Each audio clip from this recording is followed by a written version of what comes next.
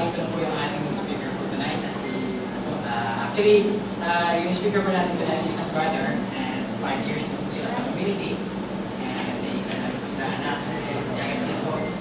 Layo ng pinagalingan niya. Unit head also in our chapter. And very active po siya. And yun po, very sportive po sila. Couple din po. And tawagin po natin yung ating speaker for tonight. Wala po iba, si Brother John. Babalo.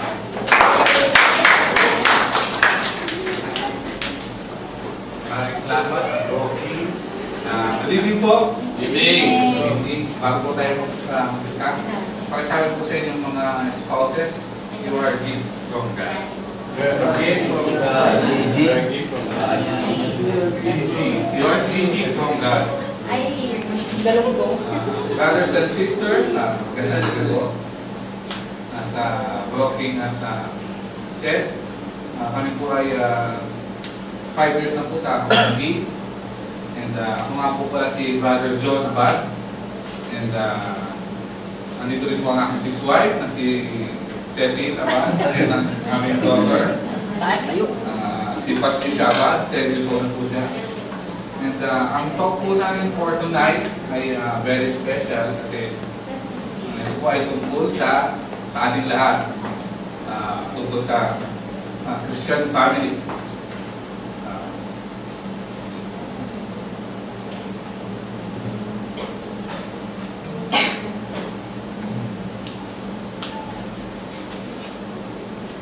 Okay. Yung akin na lang. Thank you, Brother John.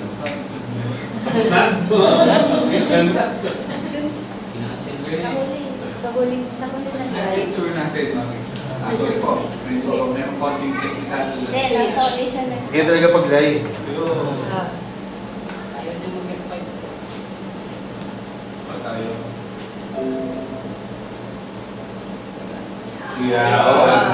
Nadali. Yun, no? Kinakaliwa. Ayun yung naka-blue siya, oh. Hindi po ako yun. Hindi ba? Yan po yung time na binigyan si Patricia noong 2006. And yan po yung journey natin as a family. Noong time po na bagong join kami sa CLC, hindi po maganda ang sistema ng buhay namin noon.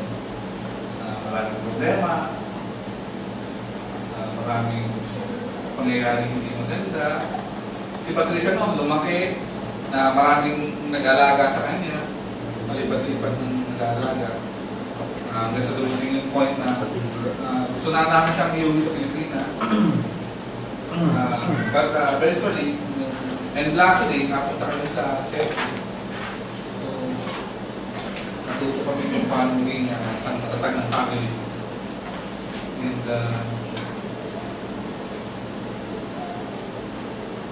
sa ngayon po, Chelsea pa rin, hindi na members, medyo meron na malaki na ang tawag doon, responsibilidad. Pero hindi ibig sabihin, wala nang problema, andun pa rin. Hindi porke nasa CLC ka, sabihin nung natin na wala na tayong problema. Andun pa rin ang problema, hindi nawawala. And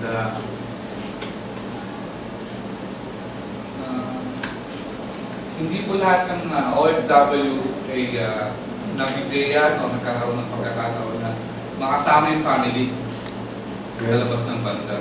Hindi po lahat ng nag-a-abroad ay nagkakaroon ng pagkakataon na makasama yung anak nila o yung wife nila sa ibang bansa.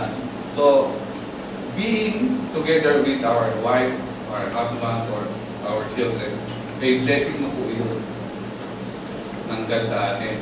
Because napakahirap pong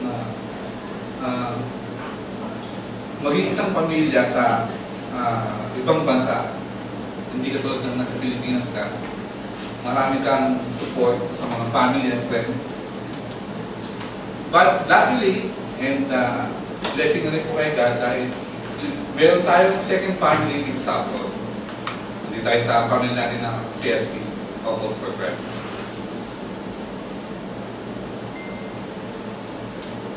Family is under attack. Family is an institution, institution is under attack from many fronts. Marriages are being broken, and the traditional definition of family is being challenged. In many countries, divorce is already legal, and abortion is already legal in some. In some countries, same-sex marriages are already legal and recognized. We want to face up to this attack and to come out with our families intact and even stronger. We need to prevent the breaking up of families to make our marriages more resilient. For this, we need to put on God's mind and to follow His plans for the family to make our marriage work. It is essential, first and foremost, that we are fully understand what our marriage is all about. We need to know God's purpose in marriage.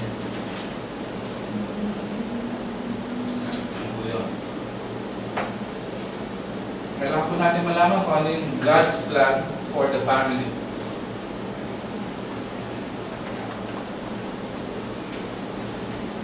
God has intended the family for the transmission of life.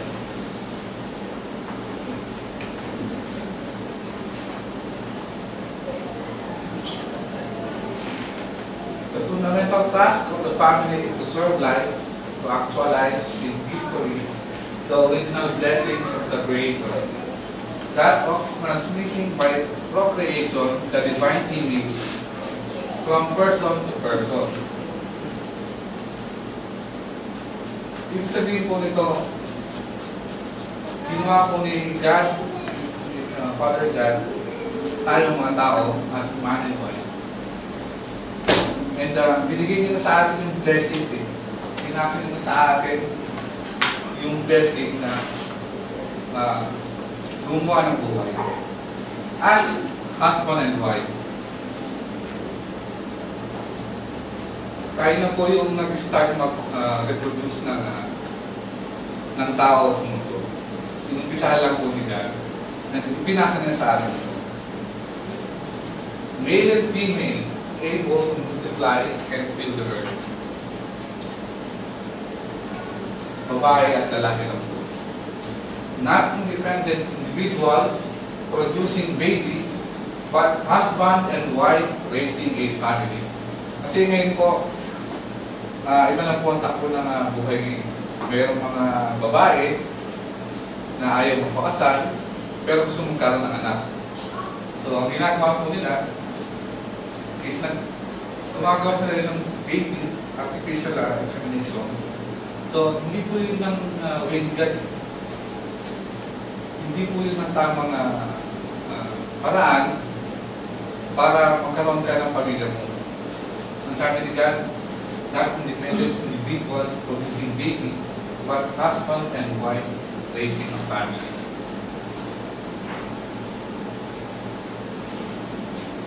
Teaching and training leaders.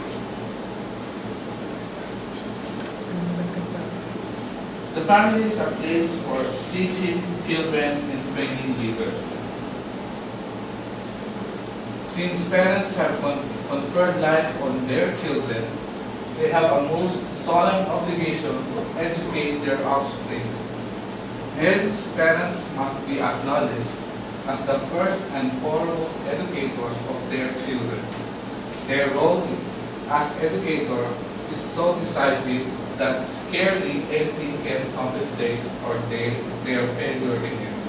So, tayo po ang unang-unang guro ng ating mga anak. Simula nang sila yung magkaroon sila yung isang lumaki. So, kung ano man ang magiging outcome sa paglaki ng ating anak, tayo po yun.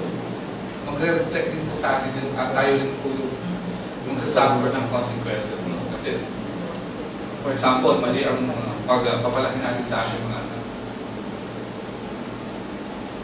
Parents have the first responsibility for education of their children. They bear witness to this responsibility first by creating a home where tenderness, forgiveness, respect, fidelity, and disinterested service are the rule. So, tayo po, ang kanilang exemplo, tayo pong sample. Sa atin po nila nakikita kung ano yung tamang pag-uugali, yung tamang pakikitungo sa kapwa, kung paano maging mapagmahal, mapagpatawad, kung paano mag-respeto sa ibang tao, sa atin nila yung nakikita. So kung nakita nila tayo na tayo ay mga hindi tayo magalang, hindi tayo nagre-respeto sa ibang tao. So ganun din po sila sa paglaki nila. So kung ano po yung nakikita nila sa atin, yun po ang kanilang kalalakihan. The family is a place to transmit wisdom and values.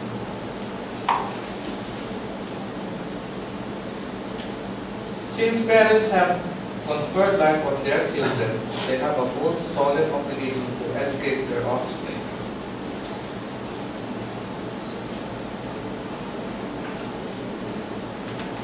Parents have the first responsibility for the education of their children. They bear witness to this responsibility. The family is a place to transmit wisdom and values of life.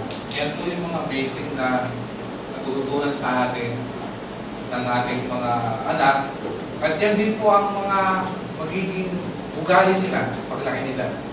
So, napaka-importante po na as a parents, especially when we are in front of our children, dapat po ano tayo sa mga kinikilos natin or mga sinasabi natin dahil mahirap po, especially now, mayroon akong kaibigan sa Pilipinas pa noon, palabas sila mag-asawa, wala silang ginawa kundi pagmumurahan. So yung anak nila, pag kumakausap sa ibang tao, nagmumura na rin. 5 years old pa lang sila. Kasi lagi nyo narinig. Kung ano man yung narinig nila, nakikita nyo na ginagawa natin. Kasi hindi nang gagawin mo. The family is a place to transmit wisdom and values of life. Teaching is not formal, but rather comes in the everyday activities in the home. Hindi ito formal eh. Hindi naman po tayo talagang teacher eh. Pero sa atin nila nakikita, sa atin sila natututo. Kahit indirect natin na sinasabi sa kanila, natututo sila sa atin.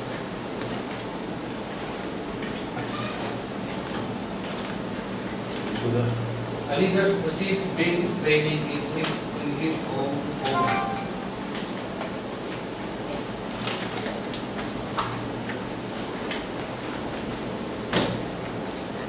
Saan po ba nanggagaling ang mga leaders? Paano sila nagiging leaders? Hindi po dahil na nag-aral na sila sa school, yung graduate sila from elementary to college. Hindi po yun ang pinagalingan ng ating mga leaders, mga gagaling na leaders. Ang mga galing na leaders po ay unang natutuyan sa mismong bahay. Nakikita nila sa kanilang tatay, sa kanilang nanay, kung paano, especially sa mga fathers, kung paano nila i-lead o supportahan ang family. So napaka-importante po ng roles ng mga fathers. Kasi tayo po yung ehemplo ng isang pagiging leader sa ating sariling tahanan.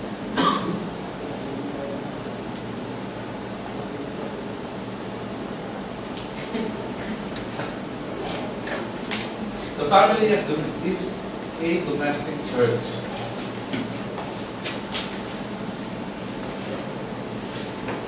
napaka-importante po ito kasi especially these days sa ating mga Katoliko, hindi po kasi tayo seryoso sa pagiging religious natin. Makapagsimba lang tayo. Sa Sunday, okay na po yung nakala natin. Okay na yun.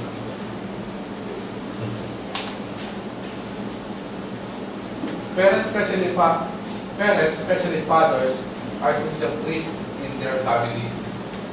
So, tayo po yung mga paray sa ating mga sariling tahanan.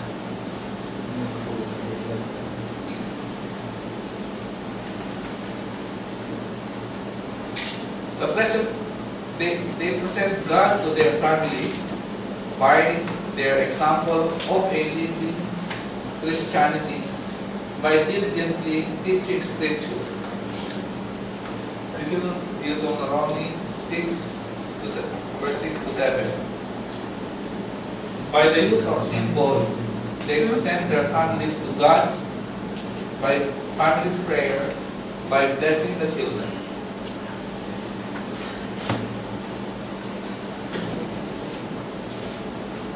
The gospel is transmitted and radiates in the family.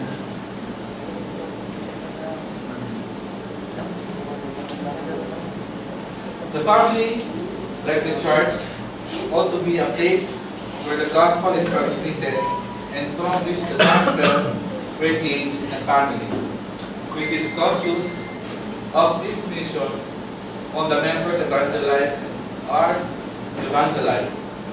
The parents not only communicate the gospel to their children, but from their children, they can themselves receive the same gospel as deeply lived by them. As such, a family becomes the evangelizer of many other families and of the neighborhood of which it forms part. So, dapat po, meron din po tayong knowledge ng mga gospel, especially sa ating Bible. Sana po napapractice natin yan kasi marami po tayong tututunan sa mga gospels, sa mga readings, especially paano po maging mabuting Christian.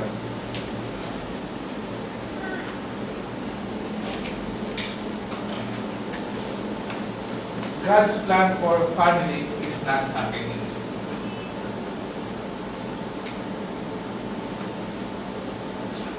God has lost His central place in the family. Yan po ang nangyayari. Wala na po tayo panahon kay Lord, especially ngayon po, both parents are nagtatrabaho. Wala na po tayo para sa ibang oras upang maturuan natin yung mga anak natin. Hindi po nangyayari yung plano ni God sa atin.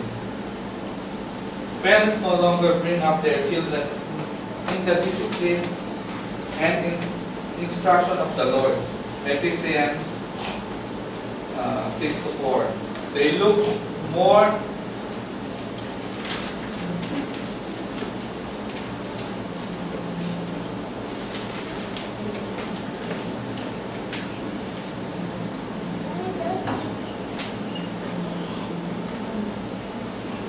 and more psychology as a source of wisdom for raising their children.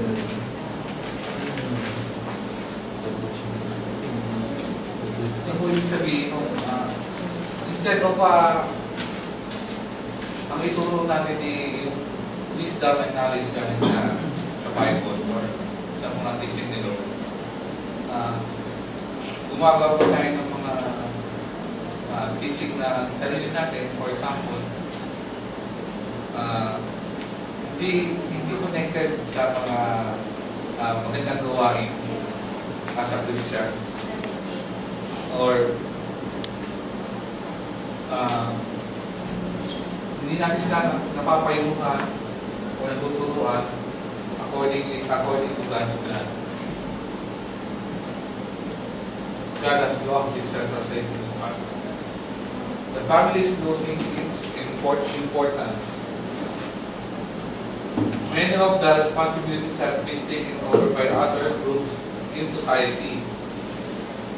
Education in schools, livelihood, in offices and factories, creation in malls. Yan nga. Nauubos po ng mga ito yung oras natin sa family. More and more po, dumadami yung mga kailangan natin gawin sa tayo mag-easy. Nagawalan tayo ng time.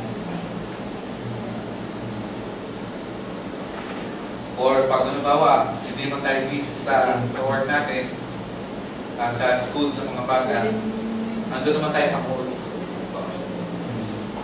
Doon na lang tayo nagkakaroon ng time for recreational. Wala na po tayong time para kay Lord. Nauubos yung oras natin sa mga ibang bata.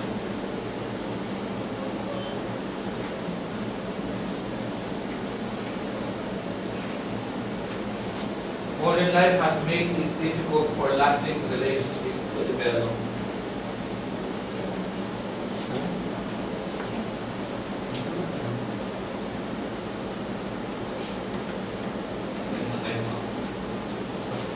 Easy availability of modern recreation and communication facilities result in diminished interaction among family members. Ako, din po ako, guilty rin po ang TV, internet, social media, COC. video games, smartphone. Most of the time, yung parents, para lang manahimik ko anak, ito na iPad ko, sige. Magpakabisi ka na. Guilty kami, halos lahat tayo guilty rito. For example, galing sa opisina, galing sa trabaho, diretso sa sofa,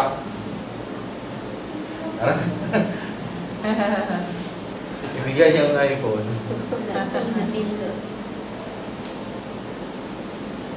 F5. di po ba?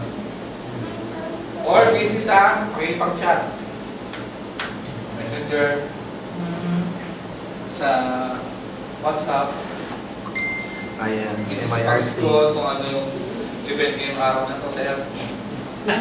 Kung ano yung issue. Yan. Sino po ba ang hindi nagiging busy sa ganito? Taas ang naman. Relax. Hindi na po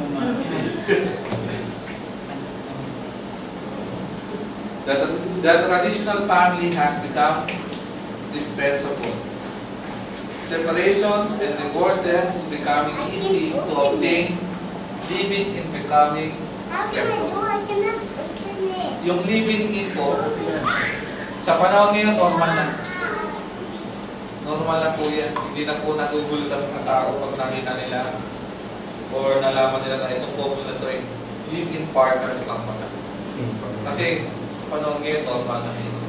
Unlike nung araw, hindi mo mga pwedeng ipuin kamay ng babae pag hindi mo girlfriend or asawa, di ba? Shotgun wedding. Ngayon living in is in. Yun na po ngayon yan. Normal na po sa mga panahon.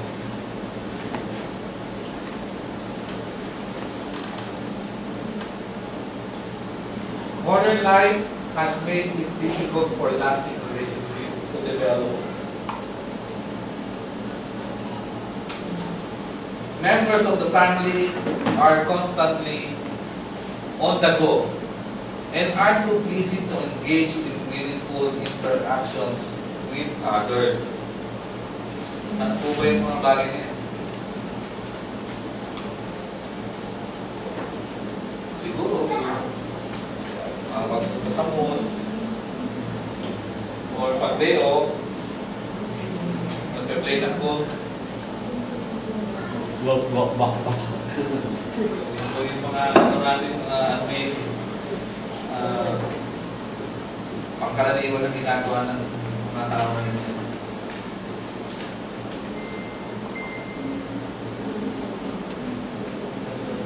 Earning a living is taking a big chunk of the time of fathers and oftentimes of mothers as well. Leaving little time for a family. Kasi kailangan natin yun eh, di ba? Kasi marami tayong pinapayaran, marami tayong gastos, kailangan natin kumita eh, kailangan natin mag-extra effort eh, especially sa trabaho. Kailangan ng overtime. But ang problema, sumusobra sa overtime, sumusobra sa dahil kami gusto ang kumita, wala lang tayo sa family.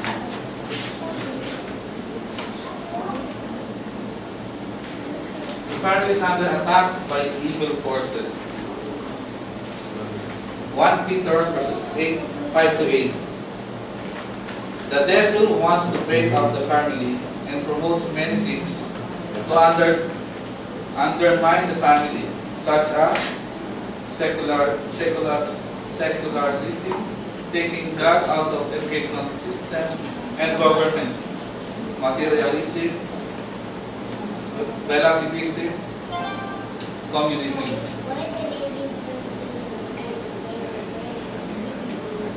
Nangyayari na po ito. Especially sa Amerika. Ayaw na po ng mga school or ng, for example, kakaroon sa ng events, ayaw nila nang mayroong nagpe-train eh. Hindi na nila ito inaalaw.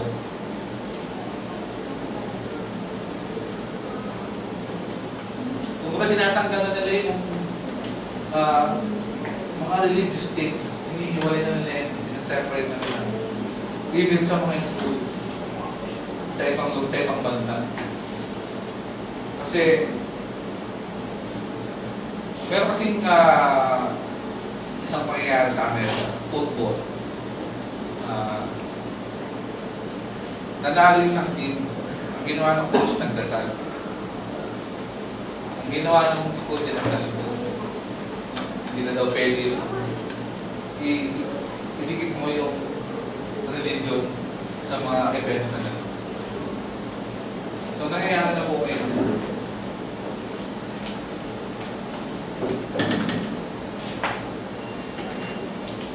Materialism, relativism, communism. Hindi mo yung communism. Marami kayong mga bansa gusto na rin maging communist. Kasi ang communism wala na itong wala nang religion dito, bawal ng religion dito. So, rules na lang ng government ang umiiwan. Wala na, di nila recognize ang any forms of religion pag communism.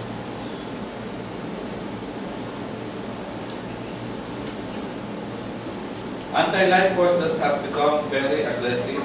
The culture of death has spread into many societies through the promotion of abortion and contraception. Kasi, as a Christian family, lahat po tayo dapat pro-life. Yung mga contraceptive po kasi, yung mga abortion. Abortion is anti-life, especially, ganun din po ang contraceptive. Anti-life po yan. Ang tuto sa atin ay abstinence. sa atin magparami, di ba? So, dapat po talaga, dapat tayo ay pro-life lagi.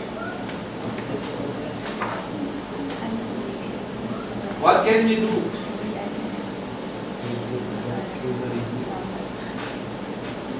Make a decision that in your family, you want God's plan to happen. Dapat po, meron tayong eagerness. Kahit nag-i-start pa lang tayo to be a good Christian, o nag-aarap minsan sabihin natin na ngayon pa lang tayo naging active as a Christian. Start na po yan eh. Start na po yan sumasangayan kayo kay God sa mga plans. Start na po ito. Make time for the task of building a strong family. Examine your daily life to ensure that your family has enough quality time together. Be ready to reduce your other activities If necessary, plan regularly family recreation, vacation, and other activities. Especially po sa mga tatay. Hindi naman. Kasi po, Nabulunan. ang daddy, di ba, especially, nag-work tayo hard eh, every week, di ba? So, deserve natin yung relaxation naman, every once in a while. Alam mo na yun. Play ka ng golf. Di ba? Or hang out sa mga friends. Di ba? Siyempre, bonding eh. Di ba? Good. Punta naman tayo doon. Di ba? So, dapat, mag-umpisa na po tayo sa mga boss na po natin. Ng mga extra, alam mo na yun, activities. Dapat po ay mag-start na po tayo na magkaroon ng time para sa family activities. Pray together as a family. Attend Holy Mass together. Pray the Rosary as a family. Importante po yan. Ang bata po, lumalagyan na. Hindi na po kayo makabahan in the future pag nasanay niyo or natutunan ng anak niyo mga ito. Kasi ito na yung magiging guide nila eh, pag laki. Kaya napaka-importante po sa family talaga yung praying together. O habang nag-pray kayo, pag-pray yung anak niyo in front of the children, narinig nila. Kasi tatatak sa utak nila yan, hindi na mag-pray. Kaya napaka-importante po.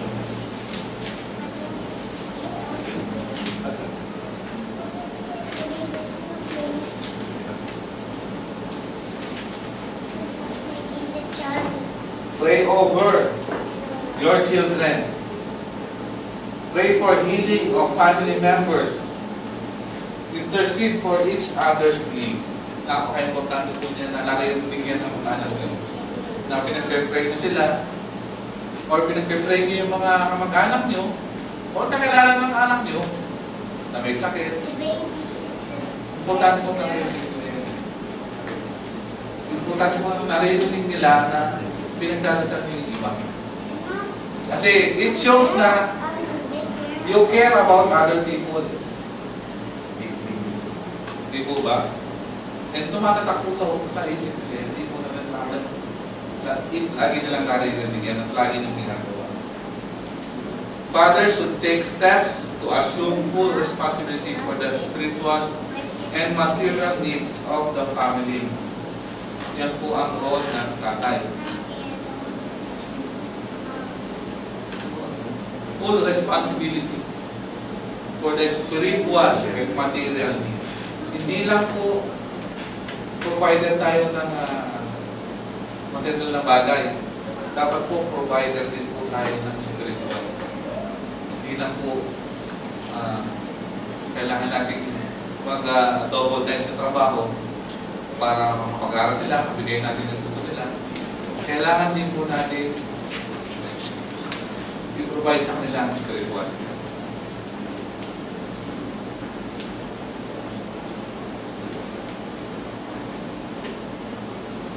Yan po yan. Learn more about God's plan for the family.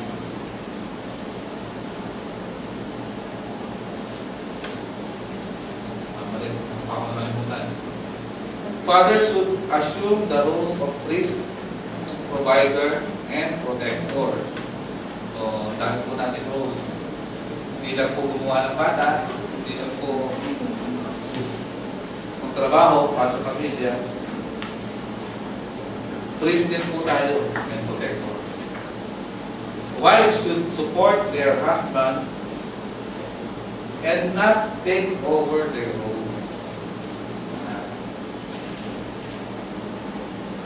May sabihin nito, wag pong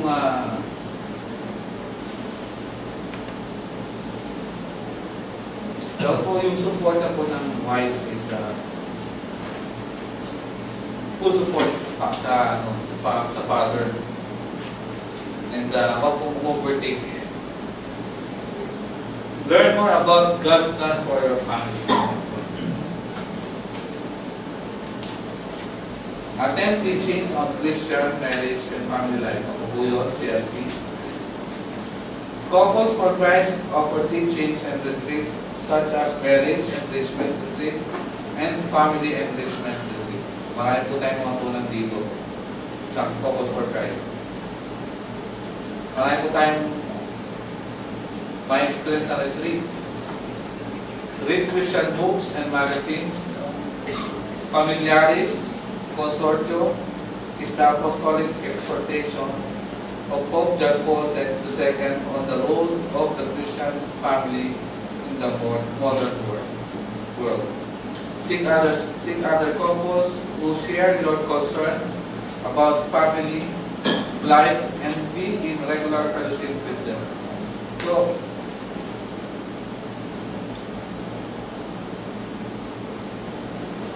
dito po sa community, nagkakaroon po tayo ng sharing dito.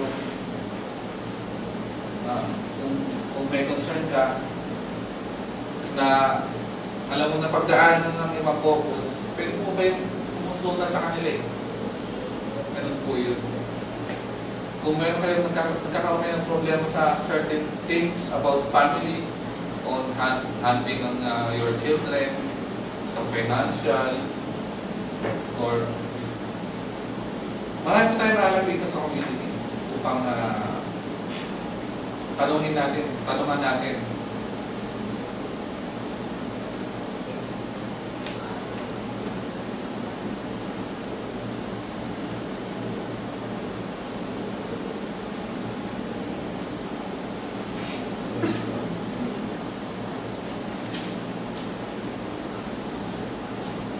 This is what you can look forward in the CFC community.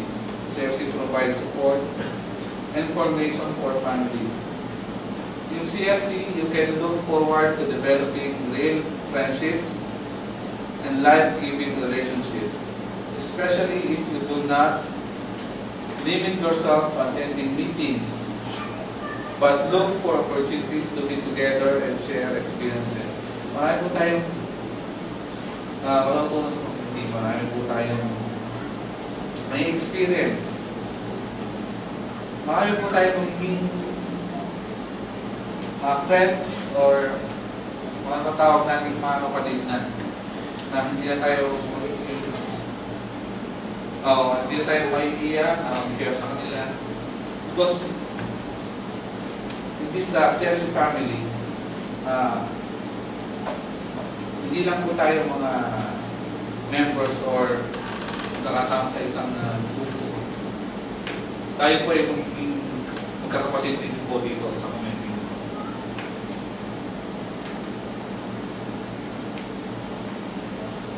Marami po tayong experience.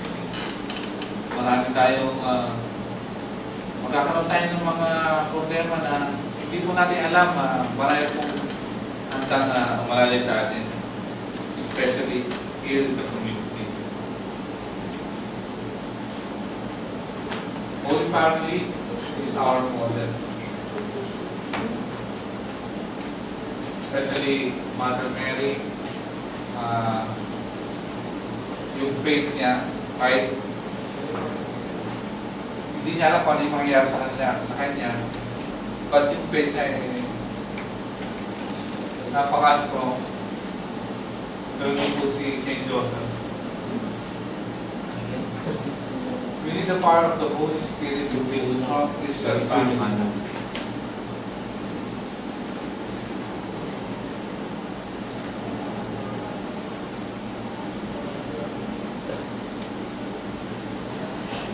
Conclusion. The Holy Family of Nazareth is our model.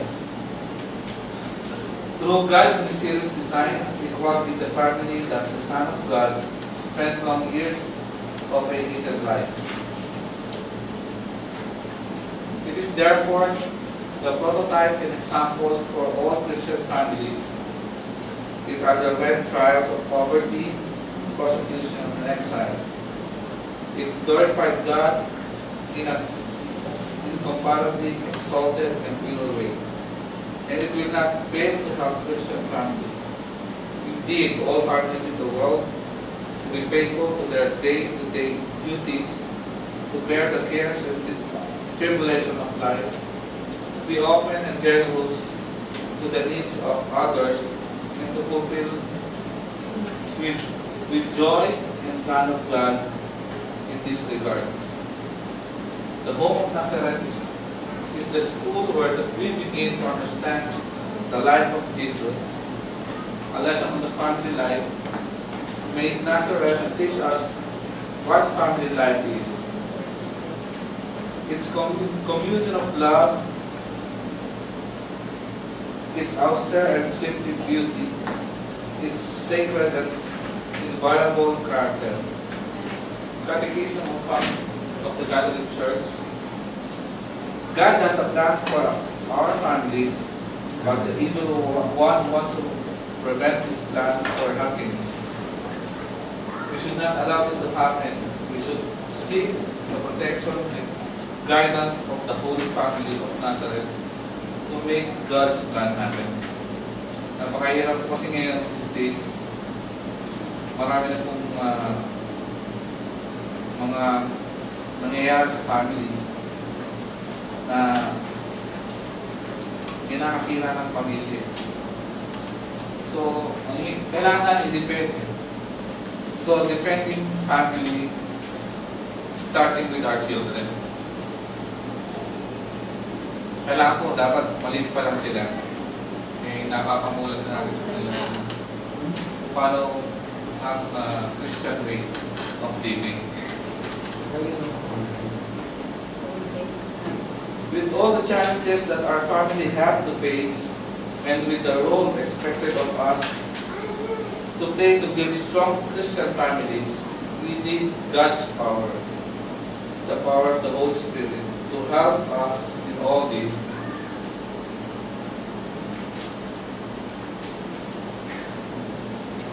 Next week, we will discover how to live life in the power of the Holy Spirit.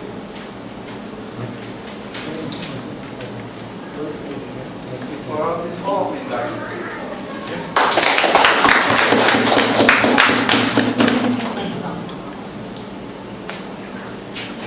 Thank you. Virgin. Yeah. Ayos po, Naiyak ako. I hope we learned something and we hope for this evening. I hope.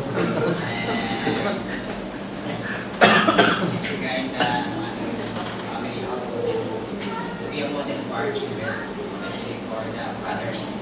So, paano po natin i-handle yung family natin. And po, yung practice po natin ito, then apply din natin sa pamilya natin. Kasi, alam mo yun, siyempre yung alam mo yung natutuwa mo yung anak ko, paano magdala. Yung practice. Guys, nasa buong ko talaga sila is alam na nila kung sino talaga sila, bakit natin sila sinasama, is dapat. Kaya nga ako, i-encourage din natin na kung meron yung mga kids na gusto sa atin sa Teacher Christ, bakit na-expose din sila sa mga bagay, mga bagay. Kaya ganun talaga yung community kasi, ano nga, happening from home to home, from kids, meron tayong bawat division sa kids, sa YFC, sa singles, hanggang sa couples, or even sa servants kung wala ka din sa subscribe or sa ating the Lord. So, lahat pwede tayo kung saan lang kung ano yung estado natin sa Lord. So, yun po, start po tayo sa ating discussion po. Thank you.